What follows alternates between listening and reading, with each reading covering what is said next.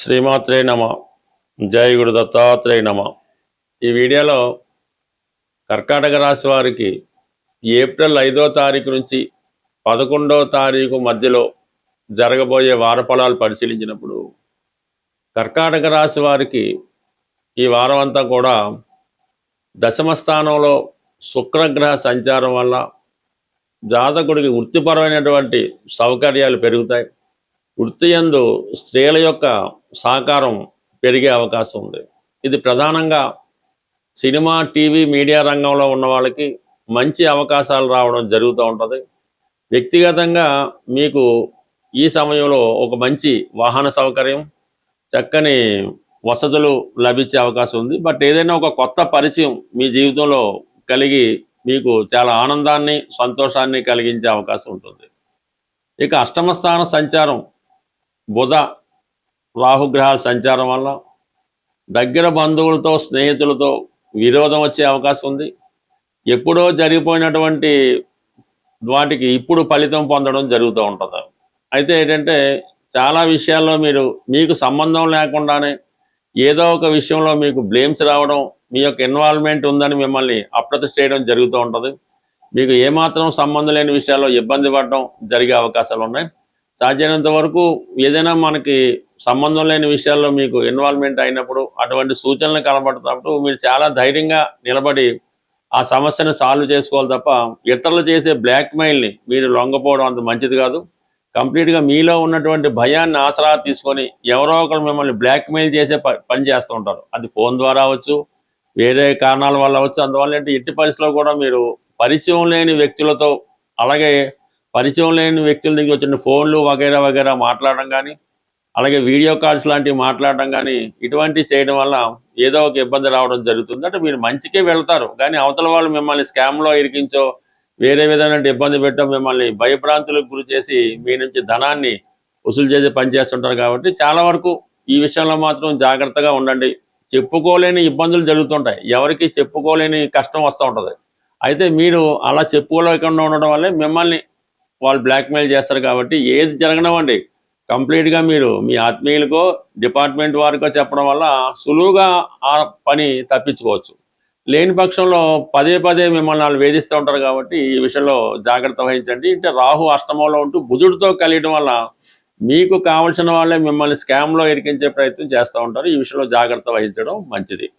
ఇక గురువు 12వ స్థానంలో ఉండడం వల్ల ఏంటి, ఎవరో ఒకరు మీకు సహకరిస్తూ ఉంటారు. ఎంత పెద్ద సమస్య అయినా ఎవరో ఒకరు వచ్చి మిమ్మల్ని ఆ సమస్య నుంచి బయటపడవేయడం జరుగుతూ ఉంటుంది. ఇక ప్రధానంగా భాగ్యస్థానంలో శని, కుజ, రవి అంటే ధనాధిపతి భాగ్యస్థితి. ఒక విధంగా ఇది జాతకానికి ధనయోగాన్ని కలిగిస్తూ ఉంటుంది.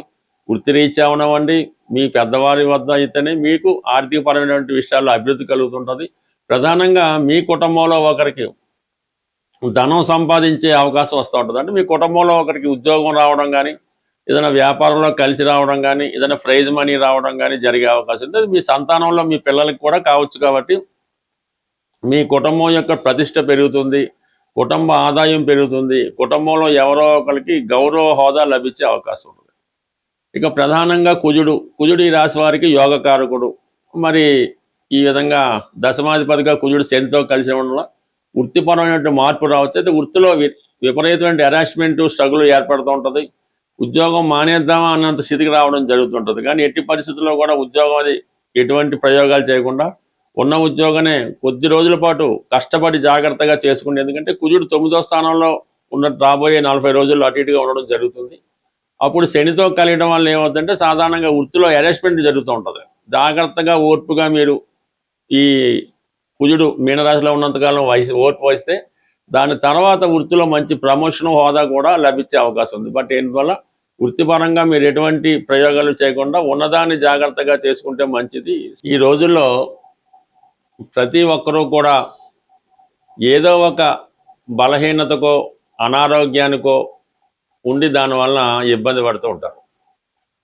ప్రధానంగా ఈ వివాహం జరిగిన తర్వాత కొంతమంది అబ్బాయిలు అనుకుందాం, వారి యొక్క జీవితంలో ఏదో గతంలో ఉన్నటువంటి పొరపాట్ల వల్ల, ఆర్థిక సమస్యల వల్ల, ఏ కారణం వల్ల విపరీతమైనటువంటి స్త్రీ వ్యామోహాన్ని పెంచుకోవడం జరుగుతూ ఉంటుంది. అంటే భార్య ఉండగా ఇతర స్త్రీల మీద ఇష్టం పెంచుకోవడం, వారితో సహజీవనం చేయడం, అంటే దానివల్ల ఏమైతే ఈ వచ్చిన సంపాదన ఖర్చు అయిపోవడం, రుణాలు చేయడం, ఈ అప్పుల వల్ల ఇబ్బంది పడటం, ఈ విధంగా అవతల వాళ్ళని వదులుకోలేక, ఈ అప్పులు తీర్చలేక ఆర్థిక పరిస్థితుల్లో ఉన్నవాళ్ళు స్ఫటికమాల అని ఉంటుంది. ఈ స్ఫటికమాల ధరించడం వల్ల ముందుగా ఏంటంటే ఈ స్త్రీ వ్యామోహం నుంచి బయటపడడం జరుగుతూ ఉంటుంది. అలాగే ఖర్చులు కూడా అదుపులోకి రావడం జరుగుతూ ఉంటుంది. అంటే సాధారణంగా అందరికీ తెలిసే ఉంటుంది ఈ స్ఫటికమాల అన్నది ఈ విధంగా ఉంటుంది. దీనికి ఎటువంటి నియమాలు అవి లేకుండా చక్కగా ఈ స్ఫటికమాల ధరించడం వల్ల ఈ మనసులో ఉన్నటువంటి ఈ కోరికలు, అంటే ఈ విపరీతమైన కోరికలు, ఈ సెక్స్ మీద వ్యామోహం, ఈ చాలా వరకు జరిగి భార్య నుంచి అనురాగం కలిగించే అవకాశం ఉంటుంది. దాని తర్వాత ప్రధానంగా ప్రస్తుతం ఇప్పుడు అందరికీ అందుబాటులో ఉన్నది కరుంగిలిమాల. అంటే ఇంకా అది చదువు పూర్తయిన నిరుద్యోగులు అవ్వచ్చు, ఆల్రెడీ కొంతకాలం పాటు వ్యాపారం చేసి నష్టాల్లో ఉండవచ్చు కావచ్చు, ఎక్కువగా రియల్ ఎస్టేట్ రంగంలో ఉన్నవాళ్ళు.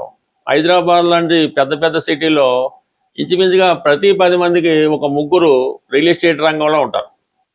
సో వాళ్ళకి ఈ మధ్యకాలంలో ఉన్నటువంటి ఇబ్బందులు చాలా ఇబ్బంది పెడతా ఉంటాయి.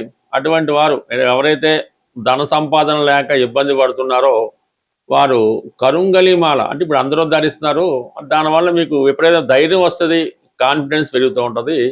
మరి సాధారణంగా ఈ ఒరిజినల్తో కూడుకున్నటువంటి కరుంగలిమాల విధి విధానంగా పూజ చేయించి మీకు అనుకూలమైన నక్షత్రం రోజు ధరించడం వల్ల ఈ కరుంగలిమాల బ్రహ్మాండంగా ప్రభావం చూపుతూ ఉంటుంది. మరీ పెద్దది కూడా అక్కర్లేదు, ఈ మాత్రం సైజులో ఈ కరుంగలిమాల ధరించడం వల్ల నెమ్మదిగా ఈ నిరుద్యోగ సమస్య లాంటిది ఏమన్నా ఉంటే అది సాల్వ్ అవుతుంటుంది, ధన సంపాదన పెరుగుతుంది, కుటుంబంలో గౌరవం కలుగుతూ ఉంటుంది. ఇక ప్రధానంగా మూడోది ఏంటంటే అనారోగ్య సమస్యలు. అంటే సాధారణంగా ఇది కొద్దిగా పెద్ద ఏజ్ ఉన్న వాళ్ళు, 40-50 ఏజ్ దాటిన వాళ్ళు, ఎక్కువగా స్త్రీలు అవ్వచ్చు పురుషులు అవ్వచ్చు, ఈ అనారోగ్య సమస్యలతో బాధపడుతూ ఏదో ఒక ఇబ్బంది పెడతా ఉంటుంది. అలాగే కొంతమంది పిల్లలు తొందరగా మాటలు రాకపోవడం, కొద్దిగా చెప్పింది అర్థం చేసుకోలేకపోవడం, ఒక విధమైన ఆర్థరైటిస్ ప్రాబ్లం లాంటిది ఏదో జరుగుతూ ఉంటుంది.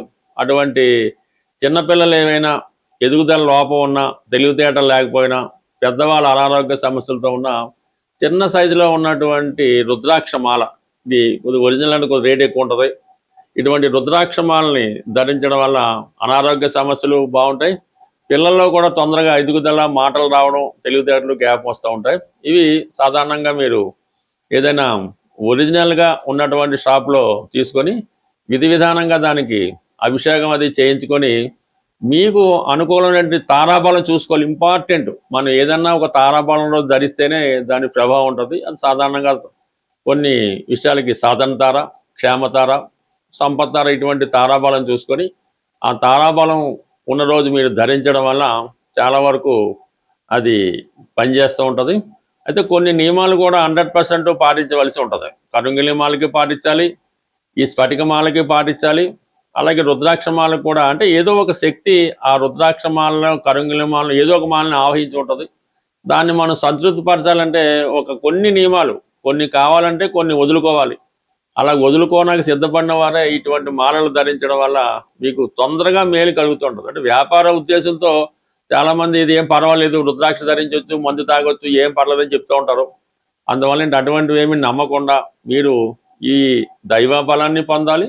ఇటువంటి తాంత్రిక వస్తువులు లాంటివి కూడా ధరించడం వల్ల మంచి ఫలితం పొందే అవకాశం ఉంటుంది. స్వస్తి.